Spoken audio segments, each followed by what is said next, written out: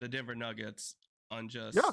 a fucking ass whooping of the century. Absolutely. You know, like, I'm not hating on the Denver Nuggets whatsoever, because like they don't have people talking, like they don't have like Steph shimmying or doing the sleep thing after they hit a 3-pointer. The only thing that bothers me about the Nuggets is really Mike Malone. Mike Malone is at press conferences every chance he got, bro. Every chance he got. We lost, but the media's still talking about the Lakers. Still talking about the Lakers. We're the underdog. It's LA, man. Like, what? I feel you. Like, I understand the frustration, but it's the Lakers. You know what I Don't mean? you think Like, that's a motivational tool? it should be a motivational tool for them. But Yes. if you want to talk about the Nuggets, you don't even want to talk about the Nuggets, and you're the coach. You bring up the Lakers. Stop bringing them up. I think it's pretty awesome position to be in, to be considered the underdog, despite all Being the number statistical one seed. measurements show you the number one seed. I mean, that's a crazy situation. But they're not having to reach for this. Like, I don't know of anyone that picked the Nuggets to win after being the number one seed. Like, no one. No. The Phoenix Suns, Lakers. I've heard multiple people saying the Clippers are going to represent the Western Conference. No one that I know of, broadcaster, picked the Nuggets, despite they basically thought they were the Chicago Bulls back with Tom Thibodeau, where they have a great regular season team. Yeah. But when the playoffs happen, it's not gonna come together. I didn't think that they would play like that. Like, I told you before the series started, I'm like, Joker's gonna get his, but it really depends on his co-star and how well his co-star played. And do you remember that first quarter, the first half of the first game? We were like, yeah, if they play like this, nobody's beating them. Now, do they play as, like, were they consistently on fire like that throughout the whole series? No. But did all their guys step up in their role when they needed them to? They did, bro. That's why they won. It's wild. Their length is just wild. I mean, they have multiple guys that are 6'8", 6'9", that can shoot threes and defend multiple positions. I mean, it's just crazy. Yeah. It's wild. Michael Porter Jr. went off. And it was such a bad matchup, like the Austin Reeves. Kobe. Austin Reeves versus Aaron Gordon, dude. It was just such a bad matchup. I'm just like, dude, terrible matchup. This guy just is gonna blow by Austin. He's just so much stronger than he is, bro. Yes. He just dunked on him. I felt bad. Look how they were. You remember Godfather? Look how they massacred my boy. Look at how they massacred him, man. But Austin Reeves shouldn't be guarding somebody who's 4 or 5 inches taller and weighs 40 pounds more than him in muscle. I mean, that is not. Once again, kudos to them. Yeah, just kudos to them. They're just better. All right, we got that out of the way. So I'm so excited to talk to you about this. Like, I've been thinking about this all week. So we can play devil's advocate real quick for LeBron. Yes. So LeBron announced his retirement, and just taking that at face value. Well, not he didn't announce his retirement, but he said he's thinking about it, contemplating retiring. Right. So, do you take that at face value, or do you think he was just being a media mastermind, trying to change the narrative? I guess. Is there anything wrong with it?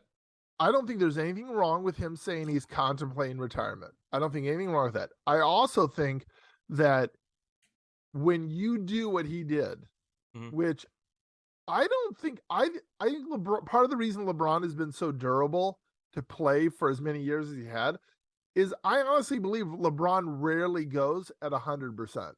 I just think he does. I think he can go at 85, 90% and still, because he's so smart, he's so athletic, he takes care of himself so much that he can go at 85, 90% and be amazing. 25, 10, and 10. And that last game, that game 4 where he's like, we are going to go home swept if I don't do something.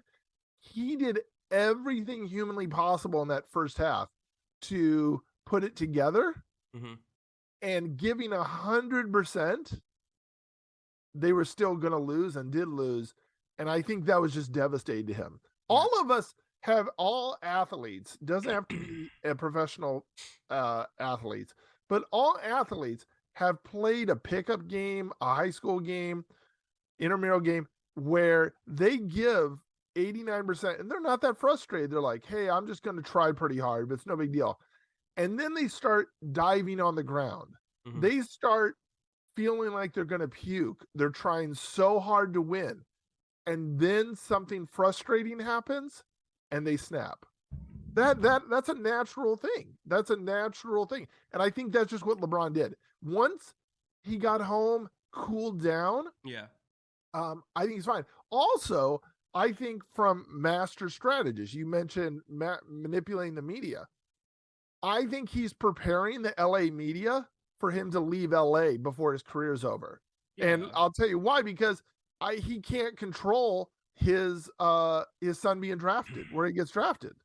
And if his son gets drafted by a team, I think no matter where that is, he's going to play for he's going to want to play for them. And so he's trying to prepare LA with, I don't know if I can keep this up, and testing the waters for, are you guys going to go scorched earth like Cleveland did when I left Cleveland, and preparing them mentally for, he might play another year, LA doesn't win it again, and then he goes to Boston or wherever Bronny gets drafted.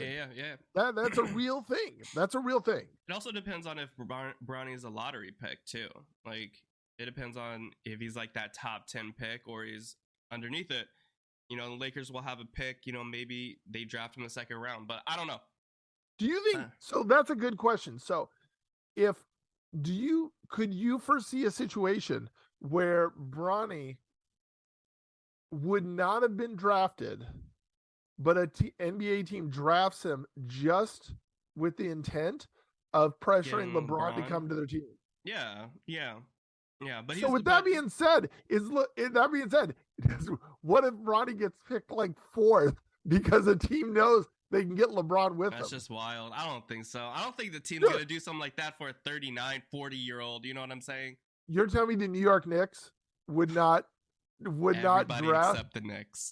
Everybody except the Knicks. The Knicks. You put a 40-year-old LeBron in New with York, his son and Brunson in the Knicks stadium, dude. Have you seen any of Bronny's highlights?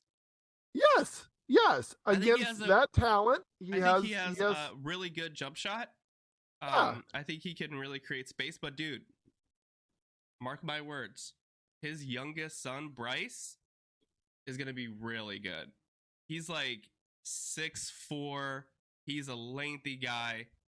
He's going to be better. He's going to be really good. Here's the thing. It's always really tough to determine based on international play and high school play whether someone's going to be good. Because if you could determine 100%, then someone like Luka Doncic would have been the number 1 pick.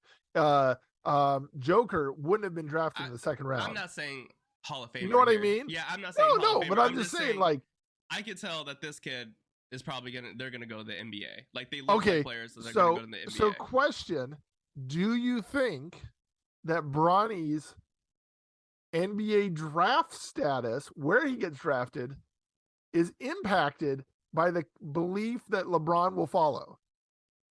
Yeah. So you're admitting not just the Knicks, but some team could be tempted to draft Bronny just to get his father as well. Yeah, of course, that's a possibility. Yeah, I mean, what is that level? What is that level? If you're, for instance, if you're the Phoenix Suns and you have some 7th pick, you're not.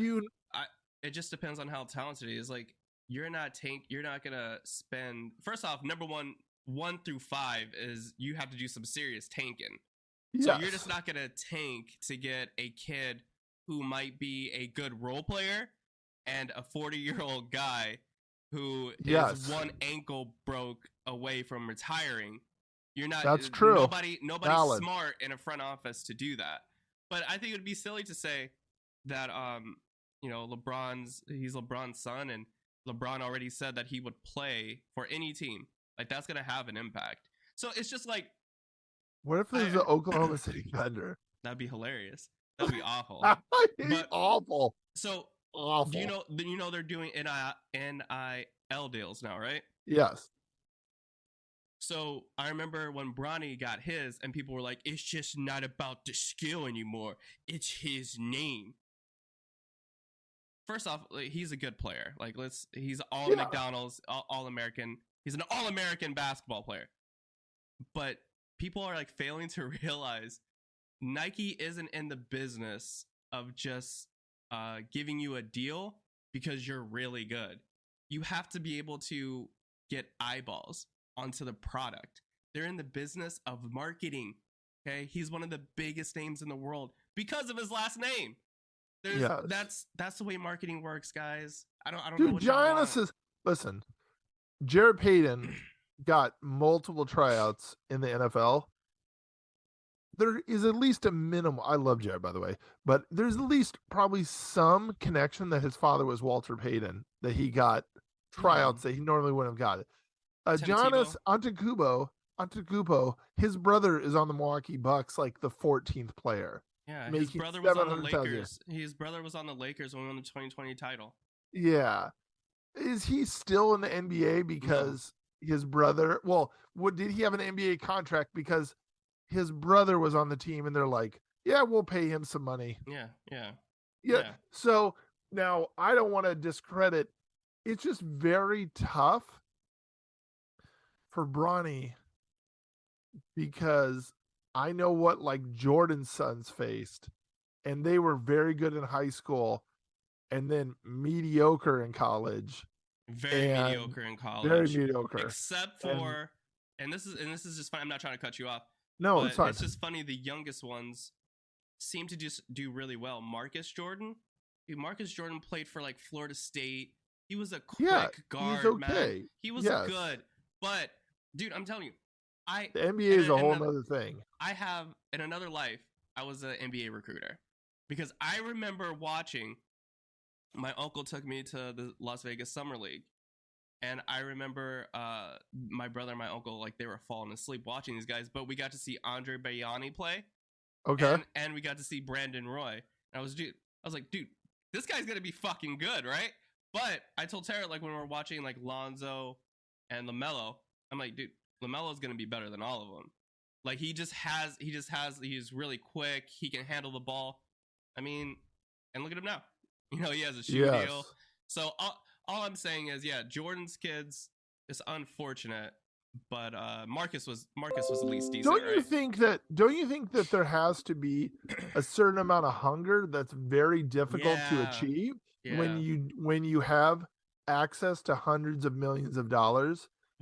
Because like I was watching a podcast a couple weeks ago about JJ Redick, and he was talking about what he did when he was an NBA player. And it was wild. The nutrition, physical workout, the discipline it takes.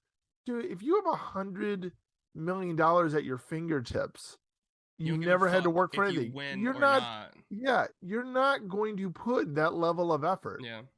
And so we'll see. What if Bronny gets to college and he tells him, like, Dad, listen, I love you, but I want to be my own man. You can't play for the team that I want to play because that impacts my journey. Like, what if? And I think LeBron, I mean, obviously he's a good father. Like, he would respect that.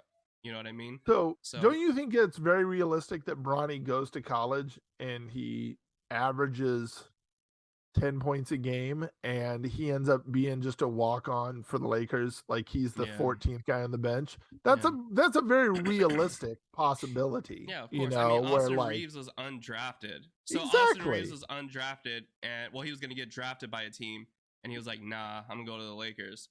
So yeah. you know, So I hope that is that a real possibility. I think the problem comes in the draft. If he is truly a draftable talent, like is he I mean, if is he's, he that? I think, but he's also LeBron's also said like I would like to play against him if he's a top 10 pick, if he's a lottery pick kind of player, So we'll see. I mean, we'll see. It's really cool. It's a really cool story. Either way, I think it's just a really cool Absolutely. story. 100%. Okay, so obviously the Lakers are got a lot of big decisions coming up. They're in Cancun. Be nice, right? It's not even 11 o'clock yet. All right. I just stopped crying this morning. So They're on the beach. So besides the Laker like rumors and like Kyrie, Trae Young, and then also Fred VanVleet, supposedly they have their eyes on. Besides roster construction, how do you feel about their superstars right now? Because Anthony Davis here, so Anthony Davis can sign a 3-year extension in August. What if you are the GM? You gonna give him that? I would give him that. If I would give Anthony Davis the 3-year extension, if I've tested the market and there isn't a viable other superstar, because I truly believe, and maybe I'm just in fantasy land, Laker. I'm in LA. I'm in La La Land, but I truly believe that if LeBron wasn't injured, if he wasn't going through his injury, and that this current construction of a roster had more time to play together, that I think they have a championship team. Yeah. I really, if you can get rid of Russell and then add somebody else with that same cap space that can help them, and you put a whole season of them with Antramara and Austin Reeves, like, I think we have a team. I really do. Well, here's where it gets tough. You can't replace D'Angelo Russell's salary slot. So he has to agree to sign with you, and you have to agree, and he has agreed to be traded to X team, right? So you are on board with they should give Anthony Davis a contract extension and just keep him, unless like there's some mega deal out there. Yeah, I mean, if you tell me like I look at other players that teams might be sick of, okay? Right. One person you didn't mention that I could see the team getting sick of, someone like Karl-Anthony Towns, because Big Cat has not won anything. No. He hasn't won anything. No. And he's more durable, can shoot threes, but he hasn't won jack. Nothing at all. He can't and they play have defense like Anthony Davis either. Yes, he can't play defense, but he's a massive body. He is a very good offensive player. And I think that's where we have to kind of start thinking of Anthony Davis as he is a 2.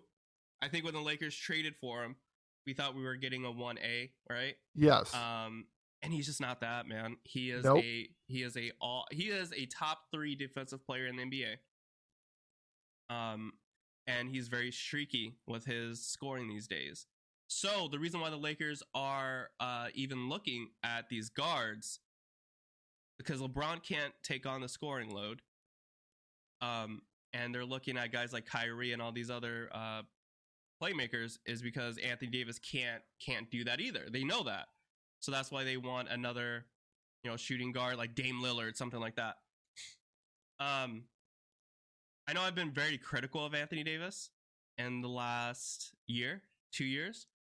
But I don't think, just like the Clippers with Kawhi, you aren't going to get this kind of talent back. Absolutely. I think there's no way. I think the only thing, there's a couple things. There's two scenarios that you could look at, but I don't even think it's worth it.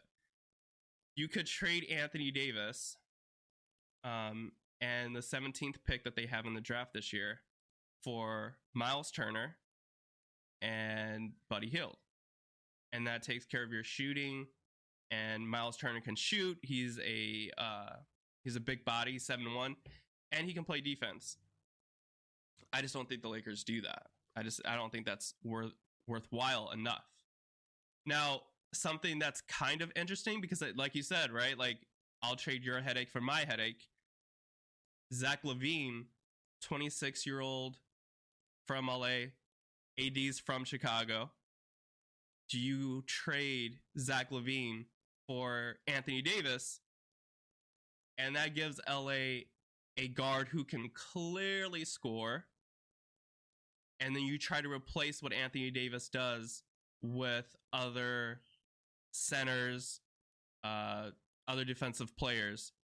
But then you got Zach LaVine, LeBron, Austin Reeves. Like, that's enough scoring, right? It's enough scoring, but like someone like Zach LaVine is streaky. It doesn't move me. Like, if I was a Lakers fan, like that just doesn't move me enough, right?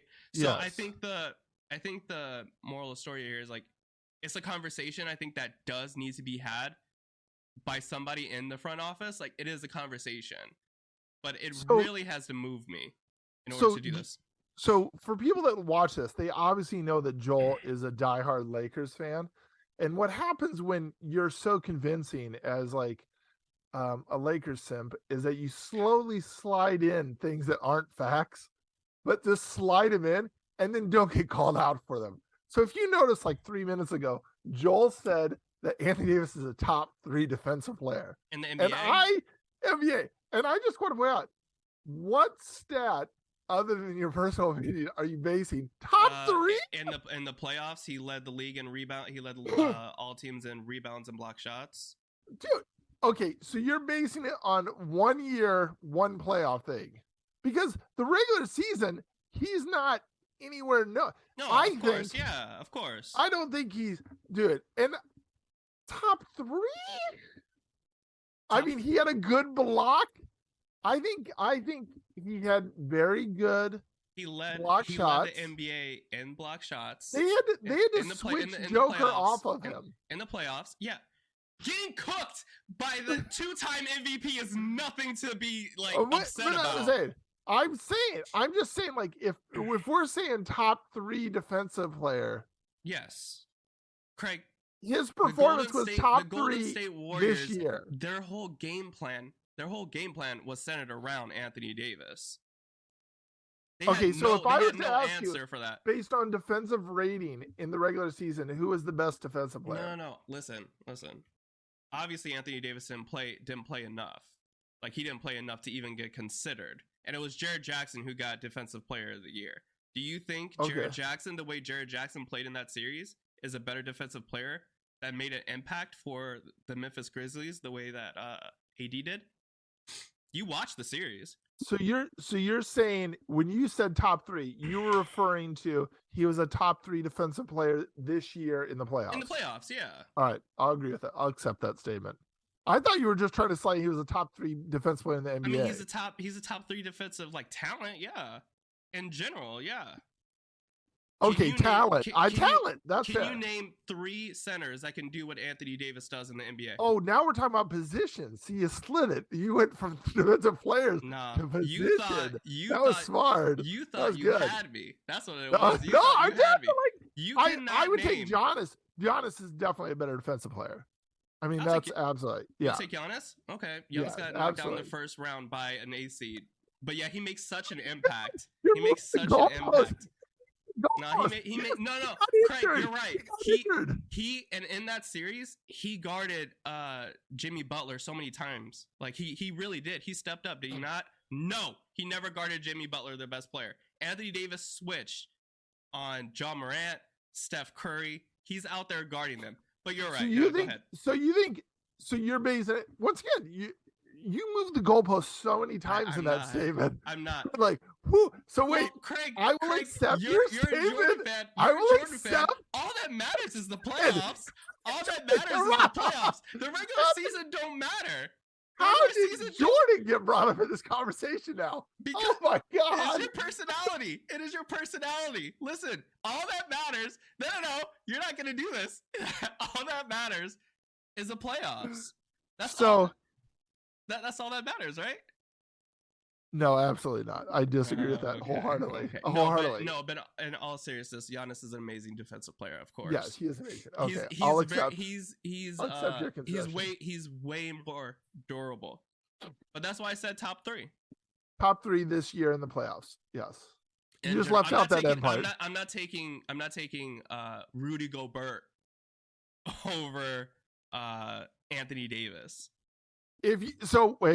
If you needed just a player to float off of, Rudy Gobert doesn't even want to float, bro. My man doesn't even want to guard the 3-point line.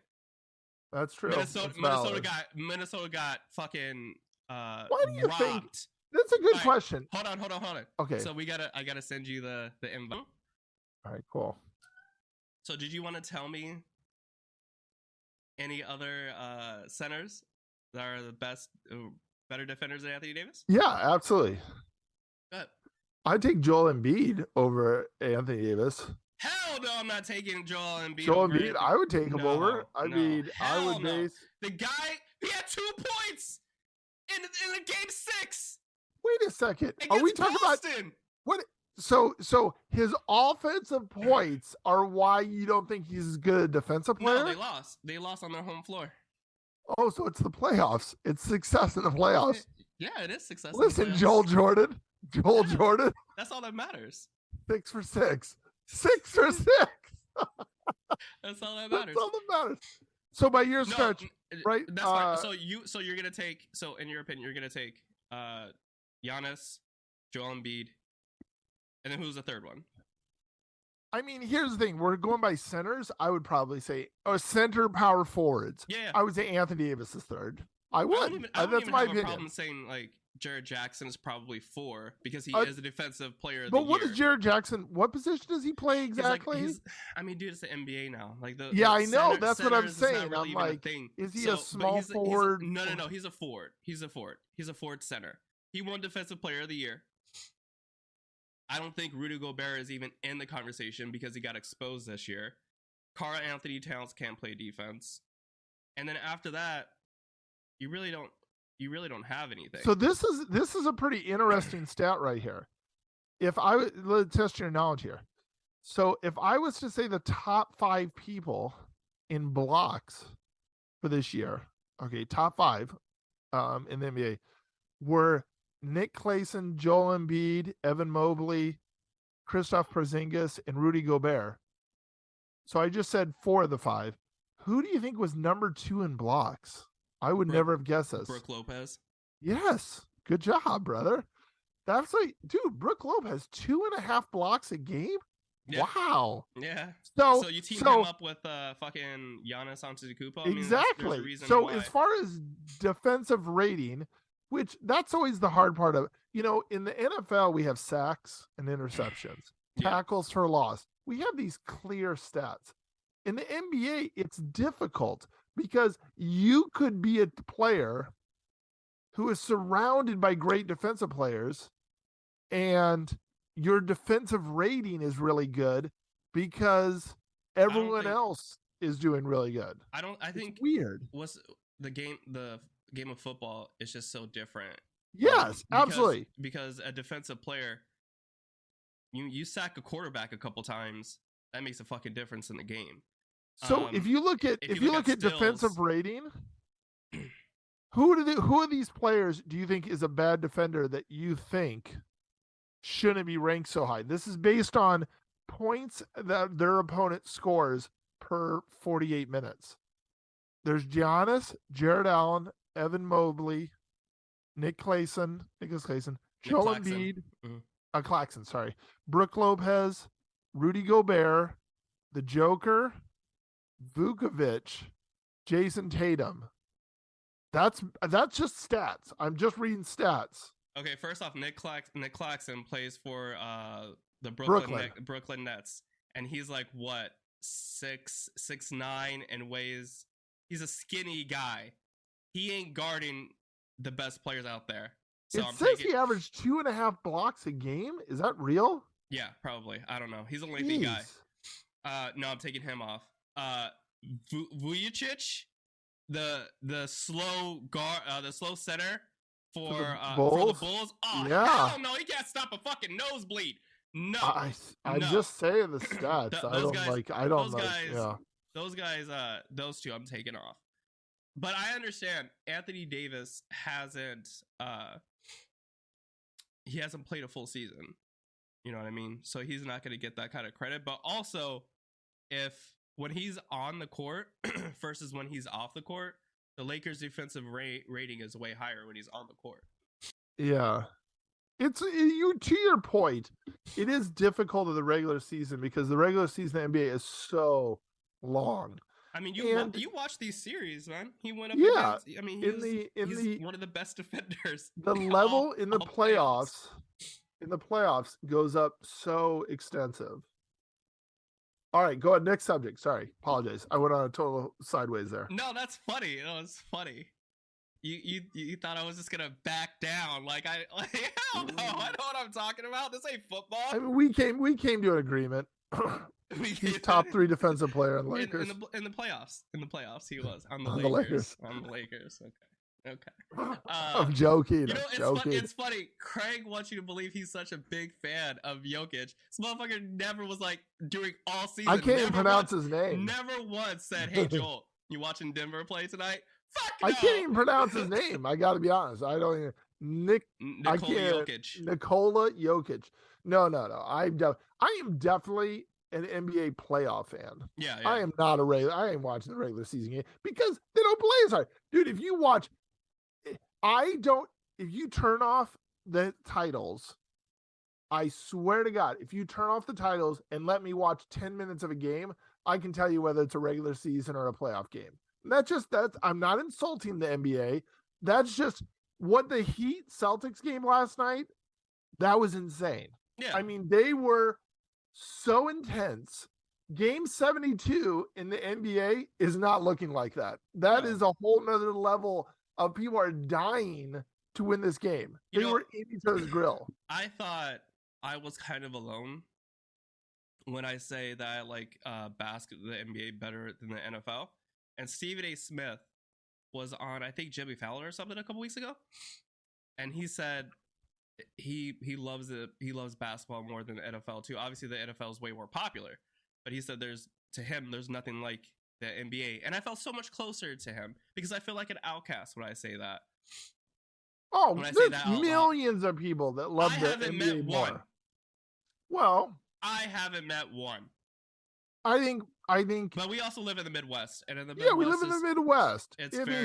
If you went to LA, you think there's more Laker fans than Ram fans? No. Yeah, absolutely. Yeah, so New York, big places, but yeah, it's just funny. But even then, still, no problem. All right, so we both agree that Anthony Davis probably is going to come back because you can't get any kind of value for him. So the only deal that I really had was the Bulls for AD, and that doesn't move you enough. If you're the Lakers, right? If you're the Bulls, you get AD, you pair him with DeMar, Alex Caruso, Kobe White. You got a squad right there in the East. You have a squad. However, for the Bulls, that moves you to do something. Do we assume that Denver is going to be around for a while? Next couple years? So if we assume Denver's going to be around for a couple years, and they're bringing back the same team because they believe in that, sticking together, then losing AD, you're going to replace him with somebody who has less length, probably going to be smaller. I don't know how that makes you, that closes the gap. I mean, that just makes it so where like you feel like you can replace the defensive things he does. I just don't think you can. I don't think you can. So I don't think you can. Yeah. So everybody, I just want to say this real quick. I believe that you just have to run it back. Yes. So we'll talk about like the free agents and stuff real quick, but I want to talk about D'Lo because I feel like D'Lo has been unfairly criticized. I understand it's the world we live in right now, where if a player is doing bad, everybody wants him traded, everybody wants him gone, things like that. I remember when Pau Gasol got traded to the Lakers and we went to the finals, and Pau just got absolutely fucking bullied by Kevin Garnett. He just got bullied by Kevin Garnett. I want to, if Twitter was around, YouTube and TikTok was around, these guys would be like, get Pau off the team. They'd be ready to give up on him. And the following year, Pau toughened up, and we won the title against the Orlando Magic. But also, we got to play a rematch against the Boston Celtics, and he redeemed himself, right? I think the same thing can be done for D'Angelo Russell. D'Angelo Russell, was his defense very good? No. His defense was not very good at all. But his offense, we don't go to the Western Conference Finals without D'Angelo Russell making 3-4 threes that game 4 against Memphis. The closeout game against the Golden State Warriors, he had like 20, 22 points. It's really just too soon to give up on him or say, I could just let him walk. He's not worth a max contract. He's not worth that 20 million for 4 years. I think he played himself out of that contract. I say anything from 15. I'll give him 15 for 4 years. I think give him 15 for 4 years. Give him an option in year 2, a player option in year 2. Maybe he does a little bit better. We go farther, go to the NBA, and then you can rework that deal. And by then, LeBron will be gone. AD will probably redo his contract. But I think it's too soon to just give up on D'Angelo Russell or just say let him walk, because he had a bad series. That's my opinion. Okay, so the problem with D'Angelo Russell is, I think, do we agree that you can't re-sign Rudy and Austin and D'Angelo? Like, you're not going to be able to financially make that happen? No, somebody's going to have to take a pay cut. You can re-sign all 3 of them, but one of those 3 are going to have to take a pay cut. So do you think D'Angelo's last contract was $117 million for 4 years? So, and with him being a free agent, last year he made $31 million in base salary. Mm-hmm. So what number do you think he averaged? 13 points in the playoffs, shooting 31% from 3-point line. What number do you think he could that no other team would offer him? That the Lakers will give him? That the Lakers would give him, that would cause him to come back and everyone feels good about it. I think we have to be fair with 15 to 18. So you think no other team would offer him more than 15 million? Look at the other teams that have cap space. Their positions, the position is filled. So you got San Antonio. No. You have the Indiana Pacers. No. They have Tyrese something. So you got Utah. No. Utah, Indiana, San Antonio, Orlando. No. So these other teams that have cap space, I don't believe he'll get an offer. Like, he won't get a max offer from Indiana, Utah, San Antonio. So you don't think like the Houston Rockets? No, especially not the Houston Rockets. No, I don't think so. I could be wrong. Houston, it's reported that they want to try to sway Austin Reeves. But Houston has guys like Jalen Green. They have a top pick. Some of these teams who are really bad have picks. They're not going to waste that money. I want to say the NBA is it's so hard to predict what happens because it has a salary cap, but it's just kind of an absurd thing. I mean, like right now, if you look in the NBA right now, to your point, I just looked up team salary caps up to date as of this week. And at this very moment, if everyone just plays like they're supposed to play next year, 4 teams are under the salary cap. Mm-hmm. So predicting 4 teams, now they can do, here's the thing you can't like predict is teams can do buyouts. They can say, I'll give you $20 million of your cap next year to just go away.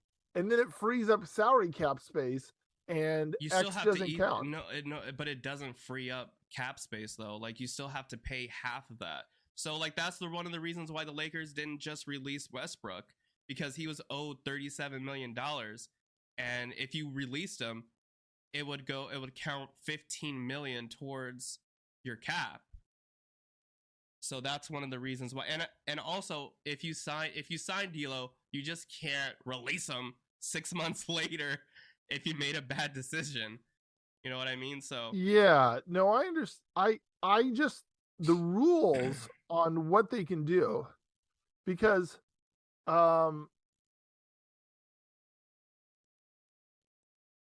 it's just crazy that 4 teams. So by that logic, I'm just saying, like, then you're thinking only 2 or 3 teams in the NBA will actually sign free agents because everyone else is over the number. Well, that's not the case, because there's sign and trades sign and trade, which the Lakers own all these players' bird rights, by the way. So yeah, I just don't, and I could be wrong. Could Utah sign him to a max contract and be a play-in team next year? Sure, they could do that. I'm just saying a lot of those teams have their roster kind of put in place, and there's no need for them. I think the Lakers need D'Lo just as much as D'Lo needs them. But also, if you look at it, if I'm in the room with D'Lo's agent, I'm like, look, we got this guy, Austin Reeves. He can play defense better than D'Lo. He can shoot. He shot 41% in the playoffs this year.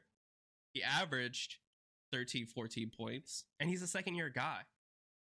So do you think, what do you think the most money that Austin Reeves, a team will offer Austin? Okay, so the Lakers cannot be outbid for Austin Reeves. Okay, so no matter what you're hearing, I've heard this all year, because because the media likes to cause a panic to get clicks. No team can outbid the Lakers on any of these players. So they can match it. They can match it, yes. So yeah, could a team offer Austin like the minimum? And I apologize, I had COVID, and I'm still like congested. I understand. It's okay, buddy.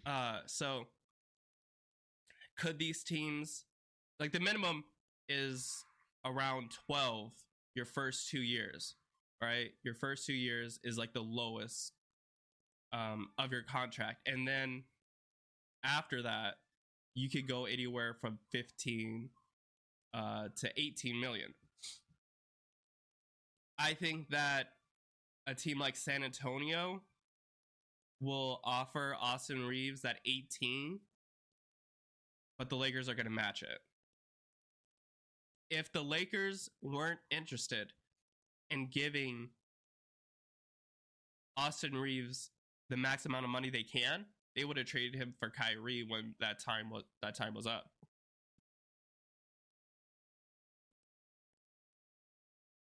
So they can match. They'll have to pay a penalty, obviously, because they're over the number. So they'll have to, but they can still do it.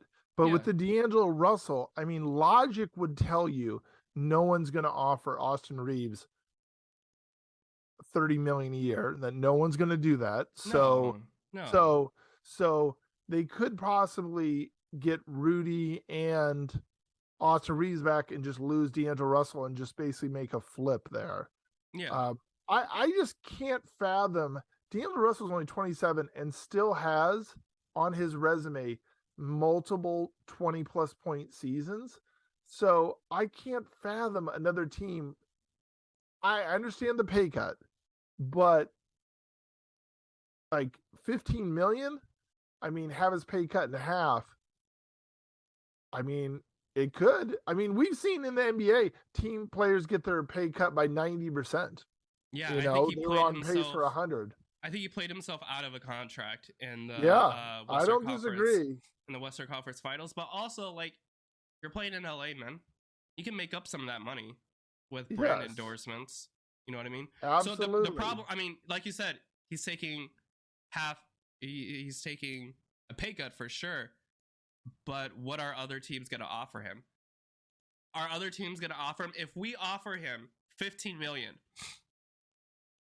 and the Houston Rockets offer him 18, you go to Houston for $3 million more, and a roster that may be a play-in team, or you stay with LeBron and AD and this really talented roster for a little bit less more money, and you can make up that $3 million possibly on the side. I mean, that makes sense to me.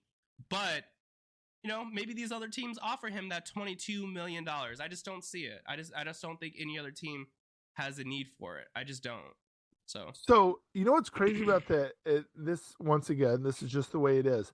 But if I was to tell you that the Golden State Warriors, obviously the Lakers, I think, have a better all-around team than the Warriors right now, as far as that goes. If I was to tell you the Warriors' salary cap number for next year, if they just bring all their players back, is more, and the Lakers are going to pay 123 million if they bring everyone back, except for Russell, obviously, because he's off the books. 123 million. Do you know what the cap number right now for the Golden State Warriors is next year? Yeah, they have the highest. It's 210. Yeah, they have the highest. That's insane. They have the highest, and they went. That's completely bonkers. Yep. I know, dude. Think about it. They don't, most games, they're not even going 10 deep. Their roster. That means the average player for the Golden State Warriors is counting 20 million towards their salary.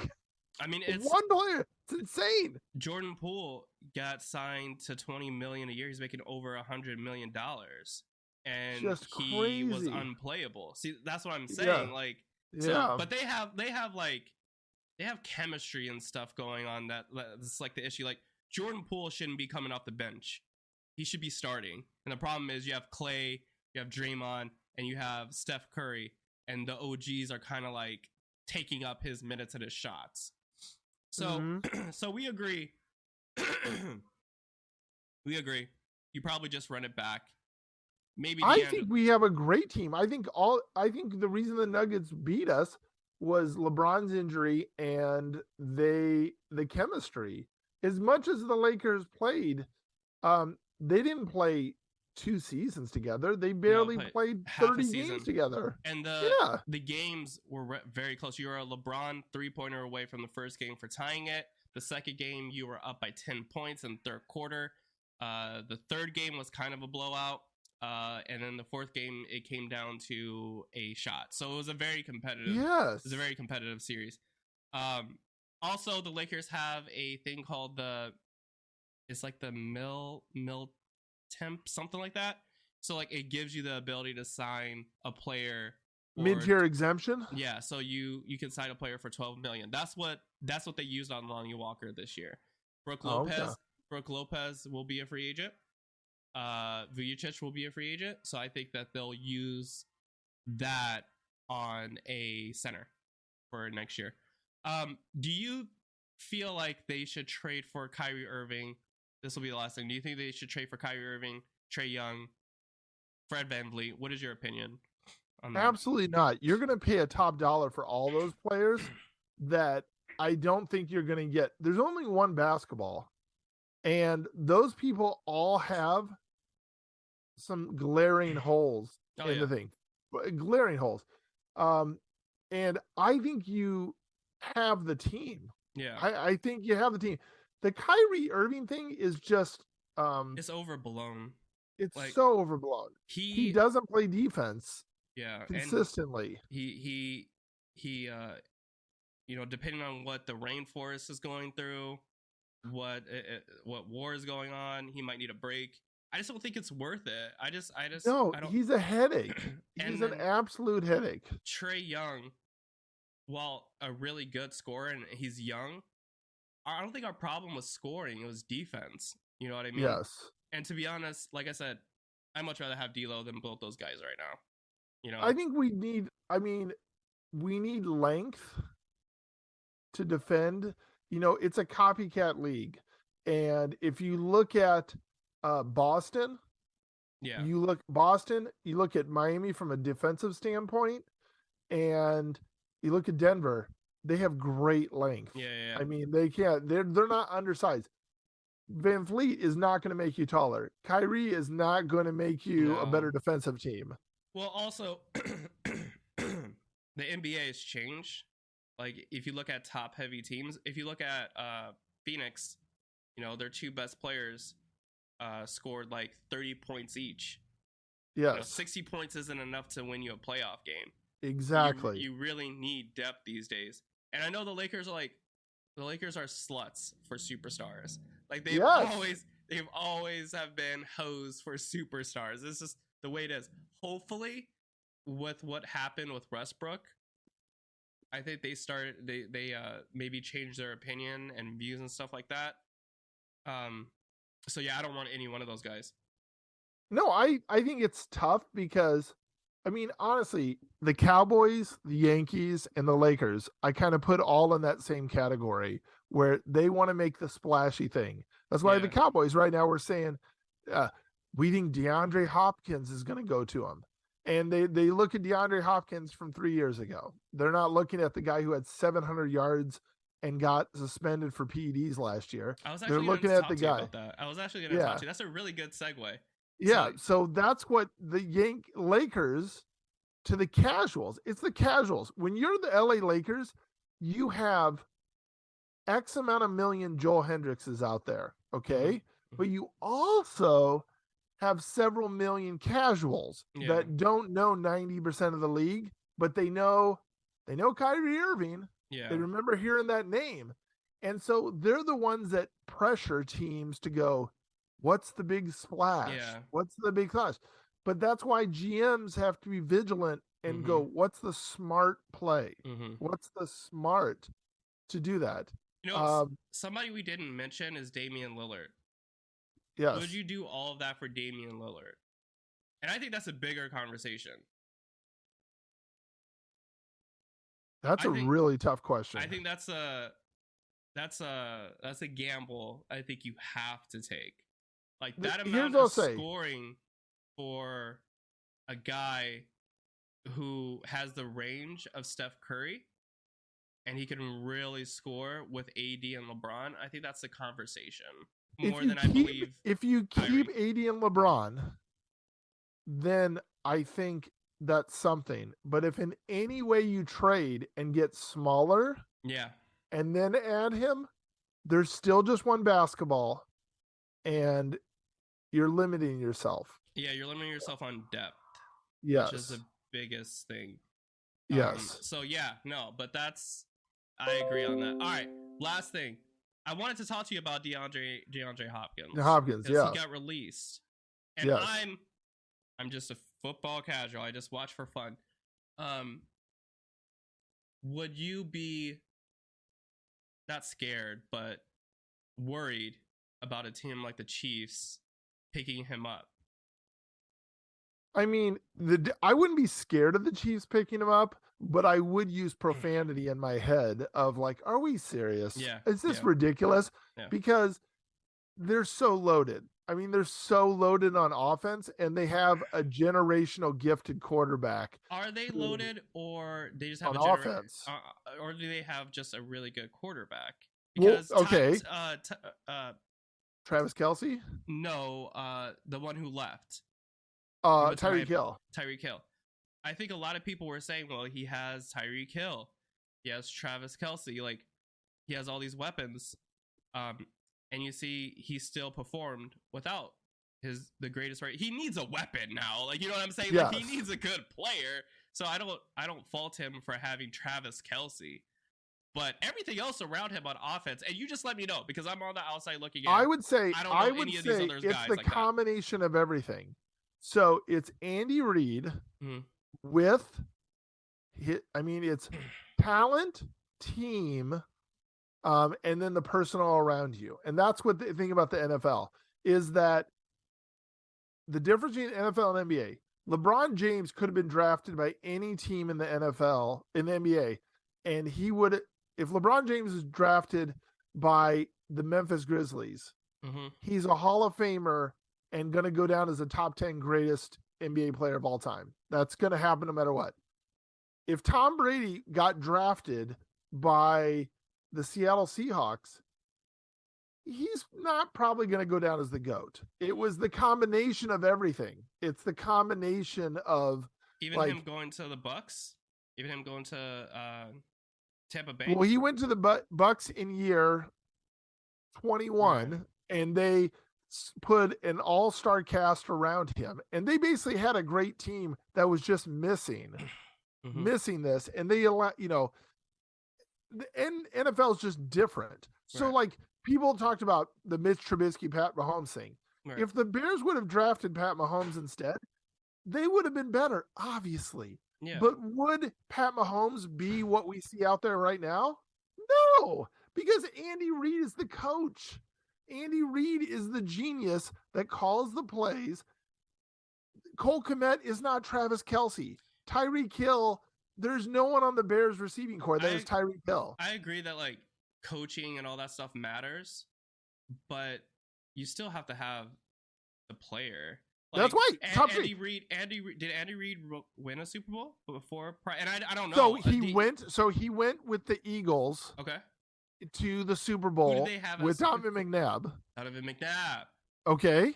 And he went to like 3 or 4 NFC championships. So he had great success. So he knows he what had great doing. Success. Right. And a great example of this, Geno Smith. Geno Smith, 28 teams in the NFL were like, you could be our backup. Right. Great Pete Carroll with the right talent, DK Metcalf, and studs around him at receiver, and he has the talent. All right. He makes the Pro Bowl. That is, they have to believe in you too. Yes, absolutely. Like, they have to believe. It's a combination. It's a combination of things. Yeah. Do I think that? I mean, here's the thing: with his age and coming off the PD thing, I think whoever signs DeAndre Hopkins is gonna be an incentive. Very big incentive deal that they're not going to pay him an arm and a leg to go play anywhere. It'll be one of these things where it's like 1-year deal up to $20 million this year, and the guaranteed money is like $7 million. And it's you play 12 games, you don't get suspended, you get this many catches, blah blah blah. And he wants to go to one of the 5 quarterbacks that he views can help maintain his level so that he can continue to play. Continue to play. Yeah. George Kittle was interviewed last week. I watched him on this podcast, and he said, in the NFL, every week you feel like you were in a car accident. Yeah. Okay. Yeah. And so that is why DeAndre Hopkins is like, I don't want to catch a ball that's overthrown 5 yards and I'm fully extended and get blasted by a safety. I want to be protected, but depending on who they are as far as player, they want to have that legacy. Yep. Tom Brady could have retired 5 years ago. Yeah. Legacy is what he was playing for. And DeAndre Hopkins might be one of those players. Yeah. He might be one of those people. I don't know this, but he might want to play for that. Greatest wide receiver of all time? I don't know. That's why. No, well, not saying greatest. I'm saying just like a legacy of an all-time great, a Hall of Famer. Yeah. If DeAndre Hopkins retires right now, I don't think he's a Hall of Famer yet. Okay, yeah. Yeah, and I was going to say no too, but I just don't know. But is there potential? Yes. I mean, Jerry Rice had multiple Super Bowl MVPs, was already, 70 touchdowns ahead of number 2 all time. Yeah. And was on his 5th team at age 41, still trying to make a team. Yeah. So there's levels to hunger and desire. And how they play. Where do you think do you think it's like he could go to Baltimore and team up with? Yes. OBJ, Lamar Jackson. He could go to obviously the Chiefs. I mean, what other teams right now? So he said he was open. The 5 you'd want to play for is Josh Allen, Justin Herbert, Pat Mahomes. He said 2 other superstars. I mean, he picked 5 superstars as far as quarterbacks. Most likely, I think Justin Herbert in Chargers because it's warm weather and a young quarterback who has other weapons. Yep. Or Dallas because Dallas will probably overpay him. Yeah. So there's potential to play, and it's a dome state. It's essentially a dome. It's open air, but a stadium. And that would get him the marketing deals. You wear that star in your helmet. You go to a Super Bowl.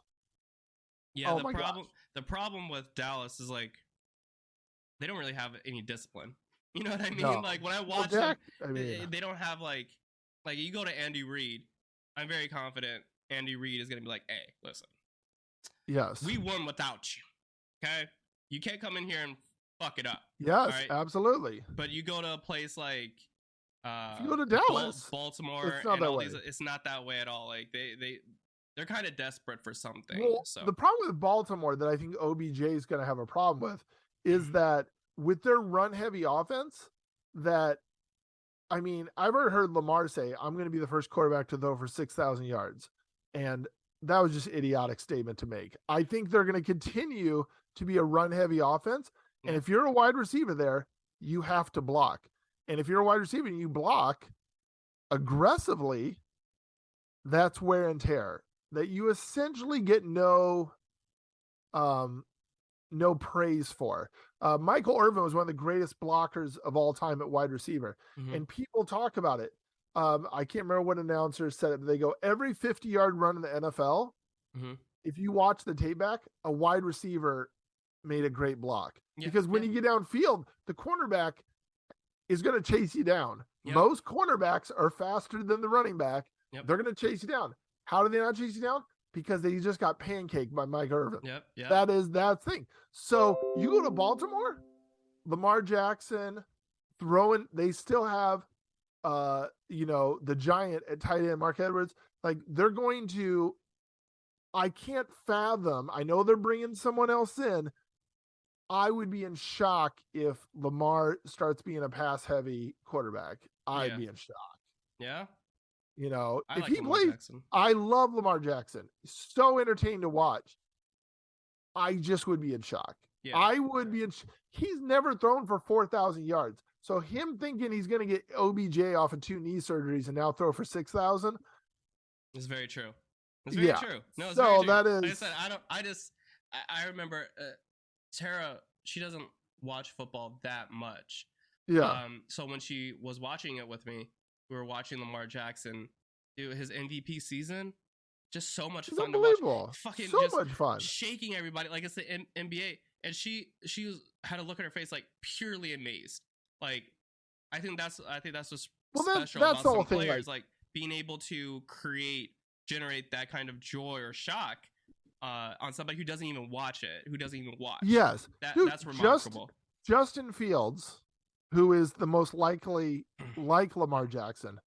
The reason I'm confident that Fields, as a Bears homer, could potentially do this is that Justin Fields in college wasn't a running quarterback. He didn't even have 1,000 yards in 3 years at Ohio State running the ball. Yeah. And he's such a freak athlete that people talk about Lamar Jackson and going, think of all the long runs, how amazing he did running the ball. Justin Fields had 3 50-yard runs last year. No quarterback in NFL history has had 4 for their career. Yeah. Justin had 3 in 4 weeks. It's ridiculous. I watched damn near every Bears game with you last year, and it was really cool to see him improve because I was really worried about his throw. We'll save it for another podcast. Yes, that'll be another thing. Yeah. So I totally went off track. Sorry, no, Bears fan. Okay.